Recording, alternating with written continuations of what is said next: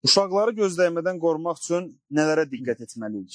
Ümumiyyətlə, nə baş verir çox vaxt insanda dəyişiklik, o gözdən olur. Bizdə düzdür, bəzi qardaşlar olur, bilsin, səhvliyirlər, fikirləşirlər ki, cindir və ya cadudur və s. Yox. Çox vaxtı göz dəyir. Gözdən də qorunmaq üçün ən birinci Allaha dua eləmək. Lakin sən göz dəyəndə də narahat olma. Ruqiyyə ilə özvə, yəni ruqiyyə nədir? Quranla müalicə. Və ya məsələn uşaqlara göz çox deyir. Xüsusən körpə olanda. Ona görə məsələn əli qoy başının üstə oxu məsələn adi Fatihə surəsini və ya Qurandan nə bilirsən. O bəs eləyir. Belə yavaş-yavaş keçər. Yəni lazım deyil onun üzərində dayanmaq, qorxmaq. Bəli, Peyğəmbər sallallahu əleyhi və səlləm buyurub ki, göz dəymək haqqdır. Yəni var. Amma elhamdülillah əlacı var Qurani-Kərim. Allah Taala vəsf edir Quranı.